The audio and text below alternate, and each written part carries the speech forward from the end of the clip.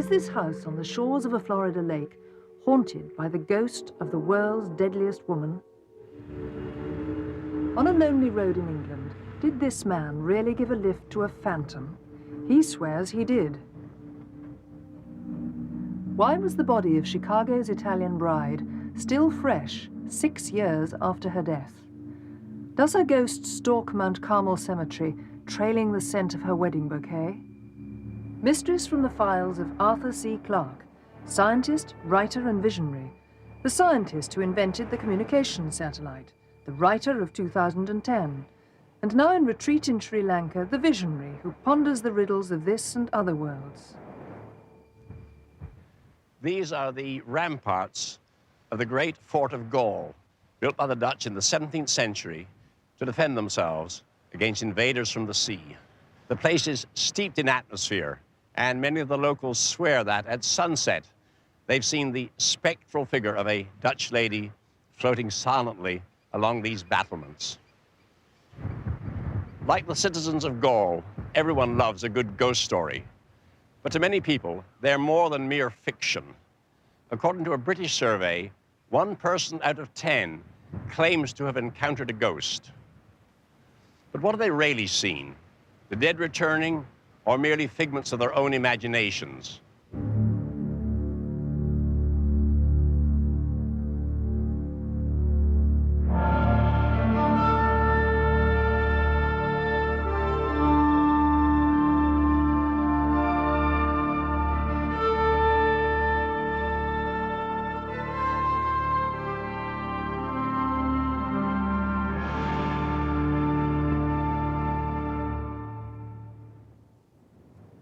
This is the place where serious ghost hunters come in their quest for truth, the Windy City.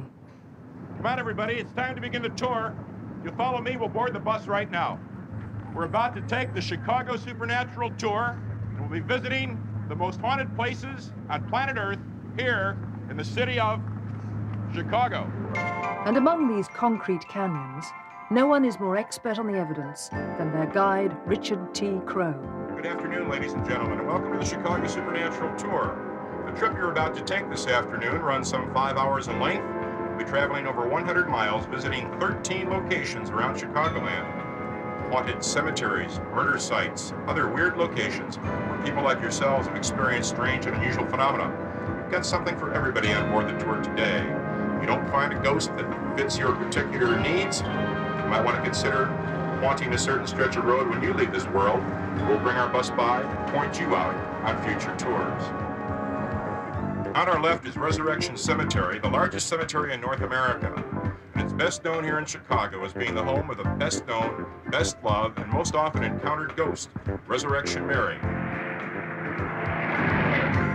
She's been seen, for instance, by Jerry Palis, a Southwest Side man, who in 1939 danced with Resurrection Mary. As we finished the dance that evening, we went to the car, and she says, since you got a car, take me to Archer Road. So as I took her to Archer Road, she said, stop, I want to get out. She says, I want to go across the road. I says, well, that's a cemetery across the road. And she says, that I know. She says, let me out, please. And as she crossed the road and she approached the Resurrection gates, she dematerialized. So then I knew that she was a ghost. That's why her hand was cold and her small of her back was cold at all times. And being an ex-funeral director and embalmer, I knew that she was something else than what I thought she was. Then there was the case of Sean and Jerry Lape. In 1978, while driving past the cemetery, they suddenly saw a girl dressed in white run in front of the path of their car. The car struck the girl. There was no thud or bump, but she just disappeared as she ran towards the fence and dematerialized. We're lifelong residents of the southwest side of Chicago, and we know the legend of Resurrection Mary. But no one expects to hit her late one night coming home from their mother-in-law's. I didn't feel anything. There was no bump, no jar, nothing. It wasn't like we hit a human. Here in Mount Carmel Cemetery are the graves of many famous Italian Chicago businessmen. If you look out the window on your right, we're coming up to the grave of probably the most famous, Al Capone. Al was a mother's boy during life, and he lies buried next to his mother in death. After the St. Valentine's Day Massacre in 1929, Al was haunted by James Clarke, the first man to die in that massacre. It's said that Clarke's ghost haunted Al all the remaining years of his life.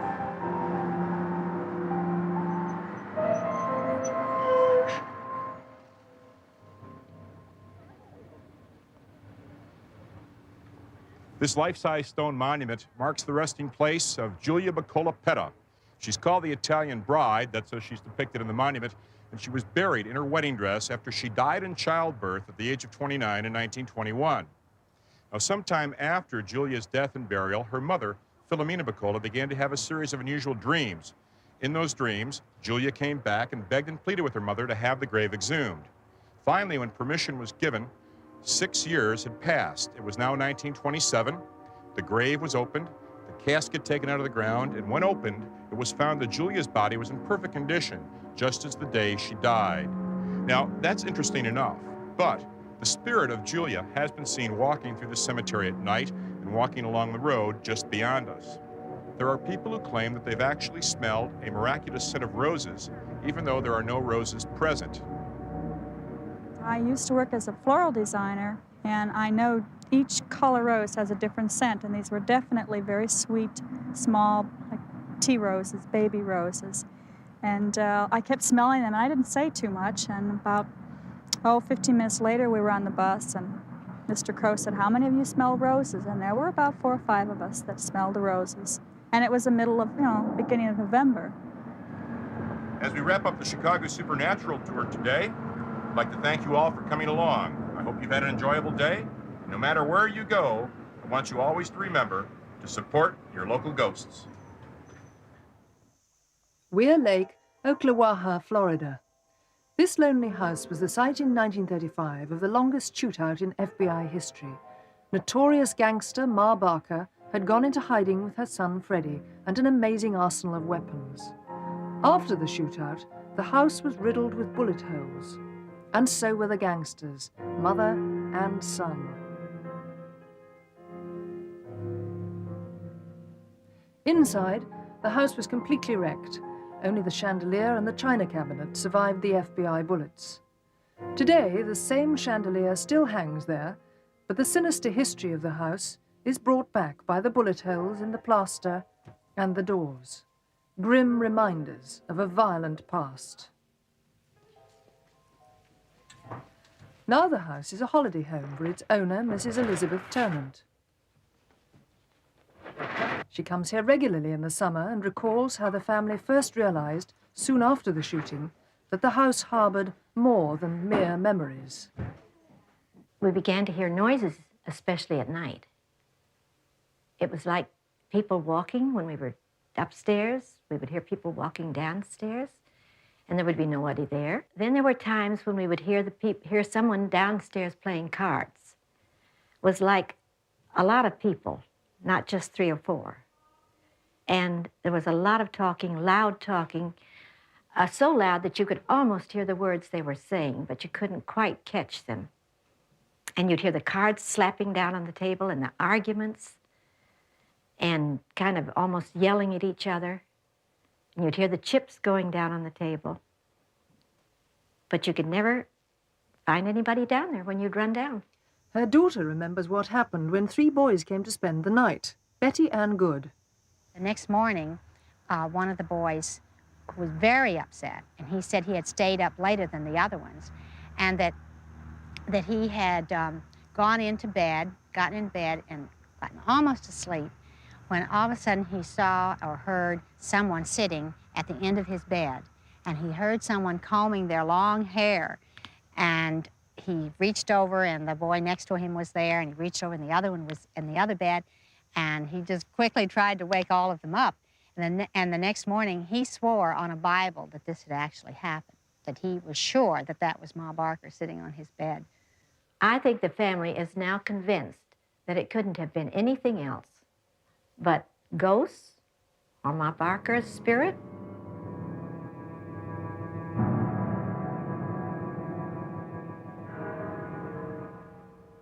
The ancient city of York boasts one of Britain's weirdest sightings.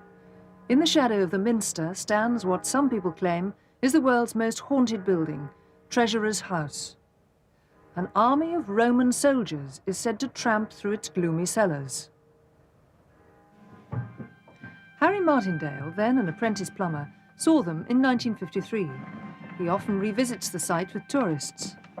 Martindale was installing central heating pipes in a vault which, unknown to him, had been built on top of a Roman road. Suddenly, a Roman soldier marched through the wall. He came straight out to the wall, across the cellar, and through the wall opposite here. Immediately he came out of a wall, then I started to see a horse come straight out of the wall with a Roman soldier sat astride it. Across the cellar and through the wall opposite here. Once the horse had cleared the wall, then there was a complete column of Roman soldiers came out behind the horse. One of the first things that struck me was when they came through the wall, I couldn't see any of them from the knees down until they came to where the hole had been excavated in the centre of the cellar floor here. And then for about 2 paces, I actually saw them walking on the surface of the Roman road. The first thing I looked at was the helmet. The helmet came straight underneath the chin here, and from the bottom of the helmet, I could see there was a growth of hair. Most of them had beards. On the top half, they wore the broad bands of leather joined together to form a jerkin with the bare arms coming out. Then on the bottom half, they wore a skirt, but not one of them looked in my direction, and initially this was a slight relief as far as I was concerned. These are traditional ghosts because they live in haunted houses. Is it possible that some places can store images of past events and then play them back in the right circumstances, like video recorders? This has been called the stone tape theory, and though it sounds utterly fantastic, something similar may happen with sounds. An American engineer, Richard Woodbridge, claims to have recaptured noises from the past and thus to have established a new science, acoustic archaeology. Dr. Woodbridge realized that one of man's oldest inventions, the potter's wheel, bears a family relationship to one of his latest, the phonograph. So he carefully explored the grooves in pottery with a sensitive pickup and believes that in at least one case, he was able to recapture the sound of the potter's wheel accidentally recorded. Well, if sounds can be frozen in time, could this also happen to images from the past? I've no idea how this could occur, but it's an intriguing possibility. But perhaps there's no need to look for such far-fetched explanations. There's little doubt that many ghosts are merely the products of overheated imaginations. On a journey through the United States in 1974, a terrifying vision confronted Vicky Brandon, a sinister motorcyclist. He looked so evil, you know, and sort of murderous. And he was dressed in the biker sort of outfit, the leather sleeveless waistcoat with a big hairy chest and a sort of a big fat gut hanging out over his belt. And a very sinister looking figure, really. And being alone there late at night, I was just paralyzed with fear, really. And I thought I'm going to be murdered, and I had no more thought it than he was gone. It just vanished into thin air.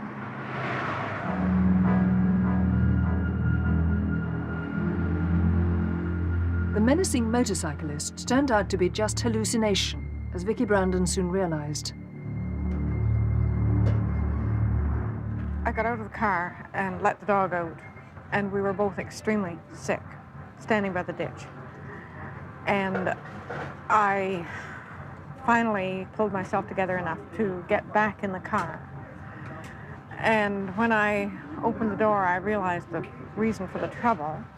It was full of fumes, and I hadn't noticed them before because we were in there with it. And as soon as I realized, as soon as I smelled it, I remembered that I had bought this stuff, this starter spray, which I think is ether or something in it, and I'd thrown it in the back seat, and I suppose the closure was leaking. And this had leaked all over the car, and we'd been inhaling these fumes for miles. Vicky's son, 15-year-old Jeff Brandon, had been begging her to buy him a motorbike. But Vicky was frightened of bikes and worried about her son. Upset by the fumes, her brain had conjured up the phantom biker. When you inhale any strong thing like that, it's like taking an anesthetic, but it mixes up your brain chemistry. And you have this business of seeing apparitions, where there isn't anything there really, but what you are seeing is a projection of the imagery in your own mind. Strange sounds gave this graveyard its eerie reputation. Buried here are the victims of a rail disaster in 1918. The train carrying the Hagenbeck-Wallace Circus was wrecked outside Hammond, Indiana. Performers and animals were aboard in sleeping cars and wagons, which were crushed by a troop train. The trapeze artist survived, but a circus strongman died, along with clowns, bareback riders, and acrobats. 56 of the show people lie here, some known only by nicknames. Fat Man Edward Kahn needed 2 plots side by side in the Showman's Rest. Soon came reports of ghostly animal sounds, the roar of lions and the trumpeting of elephants. Had a phantom circus hit town? The Riverside police were called in. Sergeant John O'Rourke cracked the case on a night patrol. This particular night I was there flashing my lights on the grave markers, and all of a sudden I heard animal sounds myself. Scared the hell out of me. I jumped about 3 foot in the air and I said, my God, animal sounds coming from the grave. Me, a police officer, I'm hearing them. So it's got to be true. After a few seconds and I became rational of what it was, I really listened and solved the riddle of the animal sounds. What it was, we have Brookfield Zoo, which is one of the largest zoos in the United States. It's located about 1.5 miles down south of the grave sites. And when the atmospheric conditions are right, and you can catch the sounds on coming from the zoo over to the area where we were. This particular night, like I say, were sounds of tigers and lions. I said, my God, I solved one of the riddles of the supernatural. There ain't no animal sounds coming from the grave. It's coming from Brookfield Zoo. But people who have seen ghosts have often found them so real and so terrifying that they've changed their entire lives to escape. Silverwood Colliery, Yorkshire.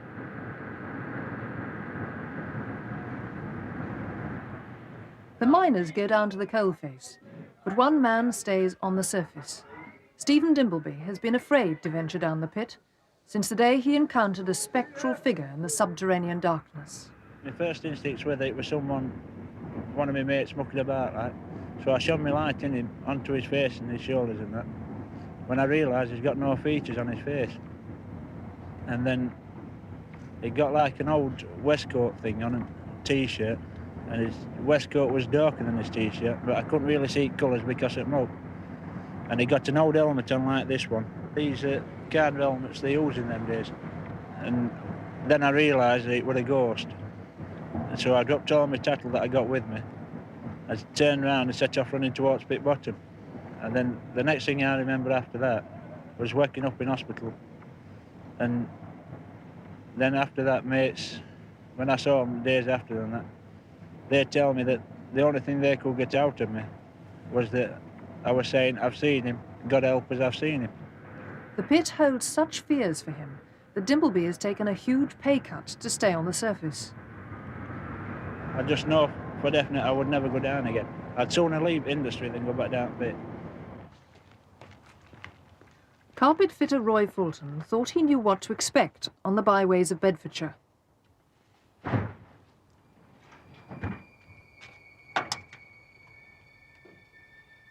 But there's one journey he'll never do again in the dark. He was driving home on the deserted road from Stanbridge to Tottenham when the headlights of his van picked out a lonely hitchhiker. There was a figure thumbing a lift on a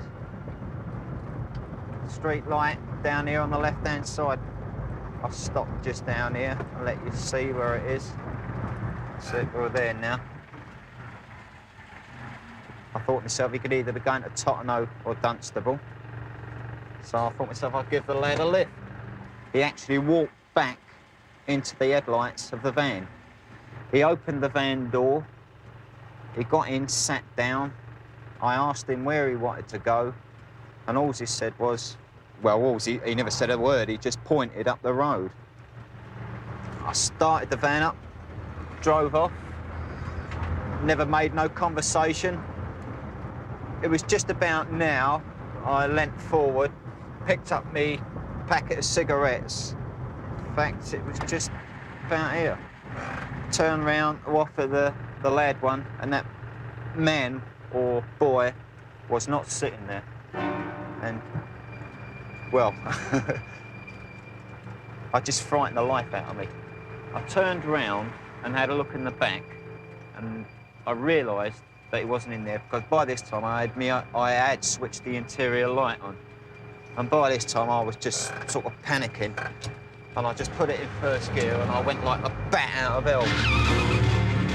And the sanctuary he headed for was his local pub, the Glider.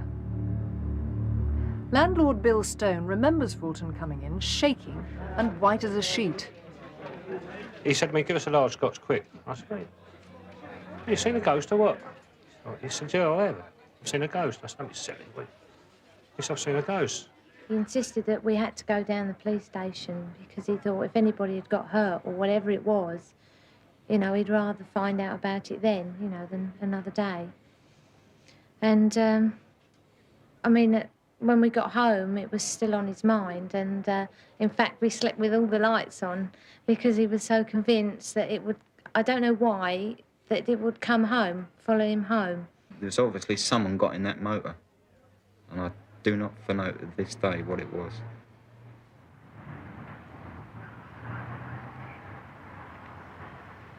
For a council house tenant in Grimsby, the shuffling figure of a hooded monk was too much to bear. Driven from her home, Sharon Grenny is moving with her children to a safer place. My little daughter used to sleep in here, and she slept in here for about 3 months when she started having bad nightmares, saying that something had came into the bedroom, woke her up at night with dishcloths over its face. I was lying in my bed, and this man came into my room, and the dishcloths over his head, and I couldn't see his face. She used to come into my bedroom crying at nights and that, and I just used to put her in bed with me, and she used to go fast off to sleep again. Well, then it started getting pretty regular that she was waking up saying this. So I moved her out of this bedroom and put her into the back bedroom. And after a couple of nights, she started going to sleep every night and not waking up at all. And I put all the toys and that in here, but she would never come into this bedroom and play. A few weeks later, after her friend Janet had seen the faceless creature, Sharon met it herself. It was about 8:30 at night, and I was putting my little boy to bed, just tucking him in, and my lights went out, and I started hearing all shuffling noises. And when my lights came back on, it came walking into the bedroom, and it stood at the foot of my bed. I couldn't see no eyes or no nose or anything, just his hood. I couldn't see no hair. And I stood there staring at him, and I thought, well, if I run out the bedroom, is he going to shut me in? Is he going to keep me in, you know, sort of like try and lock me in the bedroom? And I sort of like something just come over me to run out the bedroom. And I forgot all about my little boy. I just run out the bedroom, straight down the stairs, and then I asked Janet to come back up the stairs with me and get my little boy out. And when we came back up the stairs, got my little boy out the bedroom, and it had gone. And now the understanding council has found Sharon another home. I've no doubt that people really do see apparitions, but I don't believe that the dead return. It's very rare for two people to see a ghost at the same time, which makes me suspect that it's all in the eye of the beholder. So here's a theory of mine that may be crazy enough to be true. The human eye is a camera. It forms an image of the outer world on its sensitive screen, the retina, and then transmits it to the brain. Could the system sometimes work in reverse, so the brain sends images to the eye, making it not a camera, but a TV screen? Then believing would be seeing. This phenomenon might be caused by grief, by powerful emotions, by drugs, or plain expectation. But is there any point in adding to the pile of theories? We all love a good ghost story. Do we really want to know the mundane truth?